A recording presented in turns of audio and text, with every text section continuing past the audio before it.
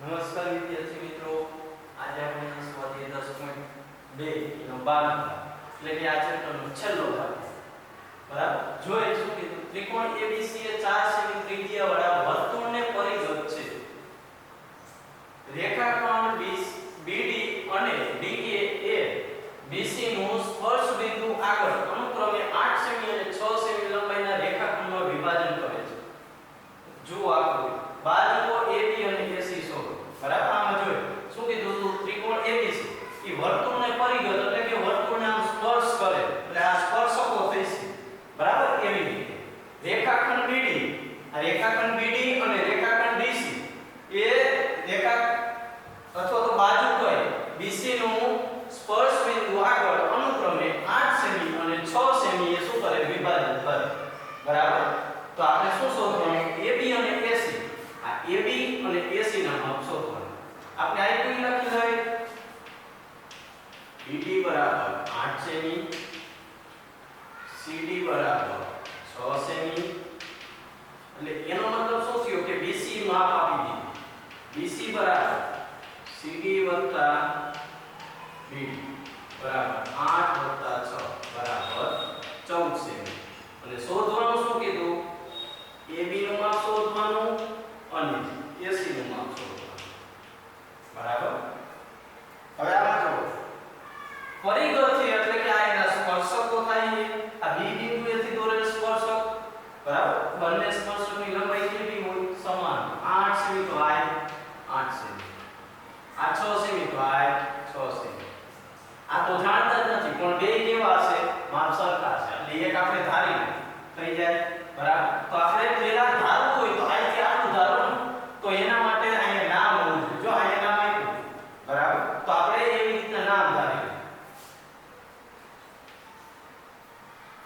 બાજુઓ BC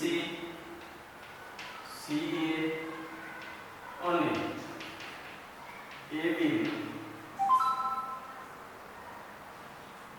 અનુક્રમે અથવા AB અનુક્રમે વર્તુળને D E અને F માં સ્પર્શે. જો અહીંયા D માં છે પછી CA ની વાત કરી C એટલે કે AC આ E માં અને આ F માં સ્પર્શે છે. બરાબર હવે આપણે ધારી લઈએ ભેગા ભેગી આ AE નું માપ ધારી ધારો કે AE બરાબર 1 સેમી છે. ધારી લીધું એટલે હવે આ બે સરખા થાય. બરાબર આપણે કહીશું તેથી AE બરાબર AF બરાબર 1 સેમી. એવી જ રીતે આપણે આની વાત કરીએ તો CD અને CE બે સરખા થાય. CD બરાબર CE બરાબર 6 સેમી. હજી એક વખત કહી દો બંને કેમ સરખા કહીએ તો આ વર્તુળની બહાર બિંદુ અને આ બંનેના સ્પર્શકો થાય. બંને સ્પર્શકોની લંબાઈ કેટલી હોય સમાન હોય. એવી જ રીતના બે બિંદુ લે. બરાબર તો BD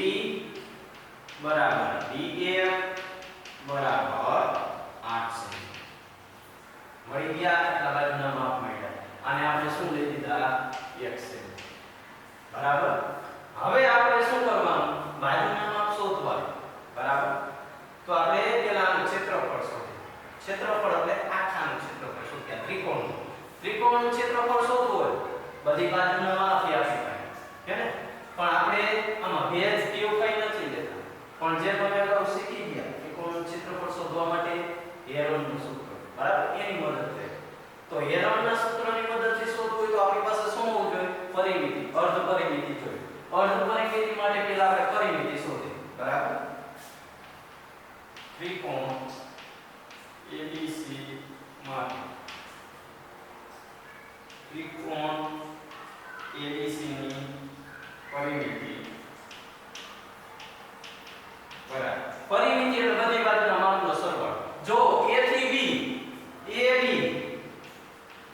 BC CA અથવા તો AC લો. AB એટલે આ x અને આ 8 BC એટલે આ 8 ને 6 14 અને CE એટલે આ 6 અને આ x 6 વત્તા હલો સરવાળો કરે તો 6 ને 8 14 14 ને 14 28 આ x ને x 2x 2x 28 આમાં બે કોમન કાઢી લે તો શું થાય x 14 હવે એમ પ્રશ્ન થશે બે કોમન કેમ કાઢ્યા તો અર્ધ પરિમિતિ એટલે s/2 થાય બરાબર તો અહીંયા બે ઉદાહરણો થાય છે હા હવે ત્રિકોણની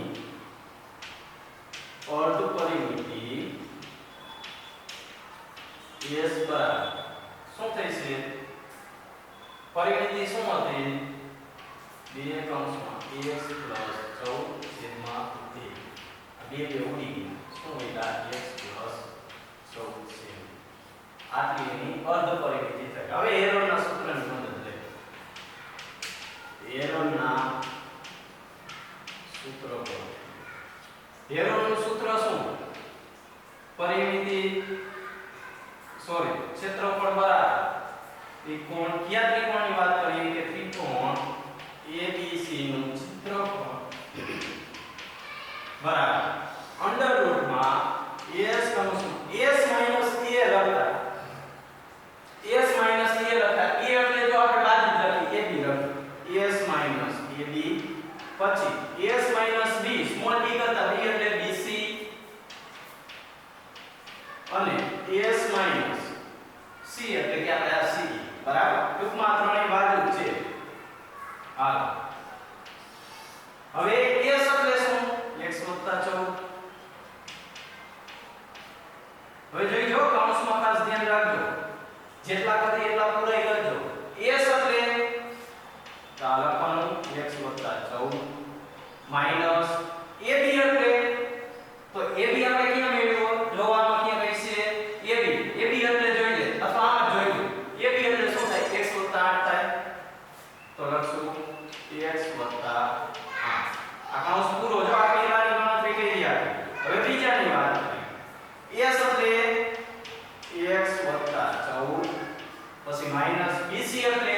8 ને 6 14 એટલે અહીંયા 14 જ લખી નાખી બરાબર હાલો હવે s એટલે x 14 અને ca એટલે તો ca એટલે જોઈ લ્યો 6 x અથવા તો x 6 કહેવાય બરાબર હવે આમાં સાદું રૂપ આપીએ આ x 14 હવે જો આ કૌંસમાં જો આ માઈનસ ની નિશાની બે ને ગુણાય એટલે બે માઈનસ થઈ જાય x માઈનસ થશે અને 8 થી માઈનસ થશે આ માઈનસ x આ પ્લસ x ઉડી ગયા 14 માંથી 8 જાય તો 6 બીજા કૌંસમાં જો આ માઈનસ 14 અહીંયા તો કઈ નિશાનીની ઉપાધિ નથી આ 14 માંથી 14 ગયા 0 વૈધા આ x ત્રીજામાં વાત કરી તો જો આની નિશાની બેની બદલે -x થાય -6 થાય x માંથી x જાય તો 0 14 માંથી 6 જાય તો 8 બરાબર હા હવે અહીંયા જો x 14 એમ નામ લાગે પછી 8 6 48 x આપણે વર્ગમૂળમાં કાંઈ નતા આટલું આનું ક્ષેત્રફળ આટલા સેમી સ્ક્વેર આને સમીકરણ 1 કહી દે આમાં આપણે ભલે x સ્વરૂપે રહ્યું એમ બરાબર પણ કાંઈ વાંધો નહીં આગળ જઈને આપણે ગણતરી કરી લઈએ હવે આપણે વાત કરીએ તો ત્રિકોણ આલ્યો બરાબર આ જો આવી રીતના આને જોડી દે આ શું છે બધી ત્રિજ્યા થાય હવે ત્રિકોણના ત્રણ ભાગ પાડે ત્રણ ભાગ એટલે આવી આ a થી o o થી b અને o થી c આ ત્રણેય કટકા અલગ અલગ કરી ત્રણેય અલગ અલગનું ક્ષેત્રફળ શોધી કારણ કે ત્રિકોણનું ક્ષેત્રફળ શોધવાનું સૂત્ર શું 1/π ગુણ્યા વેધ બરાબર વેધ તો જો આ 4 સેમી છે આપને શું આપ્યું 4 સેમી ત્રિજ્યા વાળું વર્તુળ છે ને આ 4 સેમી આ 4 સેમી આ 4 સેમી અને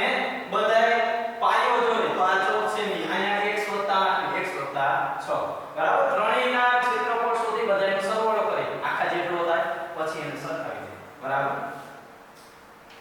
ત્રિકોણ AOB માં અથવા AOB નું ક્ષેત્રફળ એનું ક્ષેત્રફળ શોધવું હોય 1 હાફ જો અહીંયા લખી દઉં પછી કે લખીશ ને પાયો ગુણ્યા 2 1 હાફ પાયો શું છે તો આમાં જો AOB એની માટે પાયો એટલે કે AB થાય અને 2 એટલે OF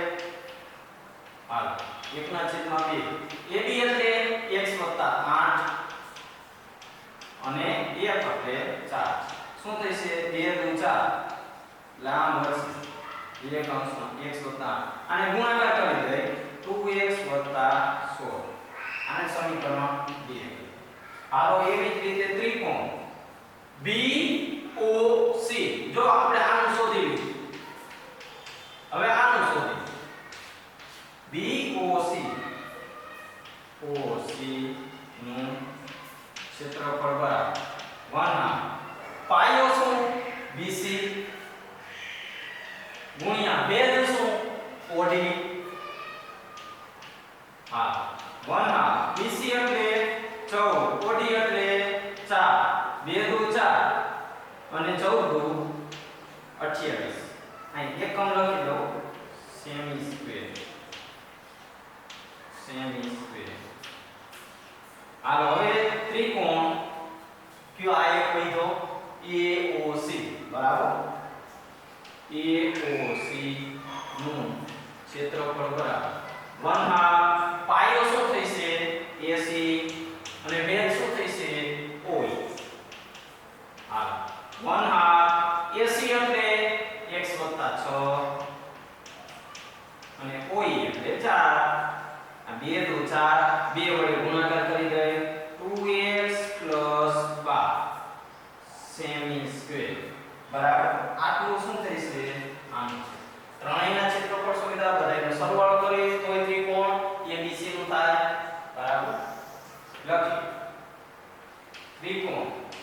ABC નું ક્ષેત્રફળ બરાબર ત્રિકોણ AOB નું ક્ષેત્રફળ વત્તા ત્રિકોણ કેનું લઈશું BOC નું ક્ષેત્રફળ વત્તા ત્રિકોણ કેનું AOC નું છે હા AOB નું ક્ષેત્રફળ કેટલું મળ્યું AOB નું 2x 16 વત્તા BOC નું કેટલું મળ્યું 28 વત્તા અને AOC નું 2x 12 હાલો સરવાળો કરી 2 × 4x બરાબર આમાં જો તો 28 ને 12 28 ને 30 ને 10 40 40 ને 16 તો 56 બરાબર આટલા સેમી સ્ક્વેર હવે જો I ત્રિકોણ ABC નું ક્ષેત્રફળ I ત્રિકોણ ABC નું ક્ષેત્રફળ આને કહી દઈએ સમીકરણ નંબર 5 સમીકરણ 1 અને સમીકરણ 5 સરખાવો 1 ને લઈ પેલા તો શું થાય x 14 ગુણ્યા 48 આ વર્ગમૂળમાં અને આ બાજુ 4x 6 હવે જો 48 એટલે 16 તેરી 48 કહેવાય 16 તેરી એટલે આની જગ્યાએ 16 ગુણ્યા 3 લખી શકાય હવે 16 નું વર્ગમૂળ કાઢી તો 4 તેથી વર્ગમૂળમાં 3x જો અહીંથી મેં શું કર્યું 16 ગુણ્યા 3 ને ભાગ પાડ્યા 16 ગુણ્યા 3 કર્યા એમાંથી 16 નું વર્ગમૂળ 4 કાઢી લીધું 3x વધ્યા અંશમાં વધ્યા x 14 બરાબર અહીંથી 4 કોમન કાઢી લો 4 અંશમાં x 56 એટલે 14 × 56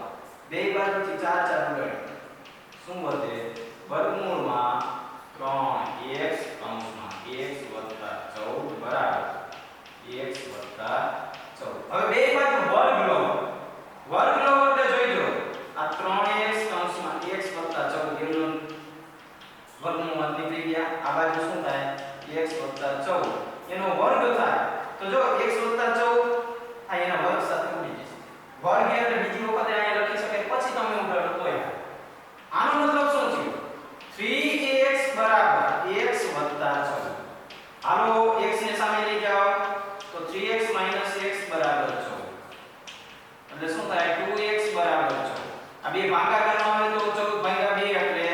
7 આપને શું પૂછ્યું એ AB અને AC ના માપ શોધવાના ખાલી x ગણી અટકી નહીં જવાનું એટલે હવે આપણે કહી શકીએ શું કરશું કે બાજુના માપ લે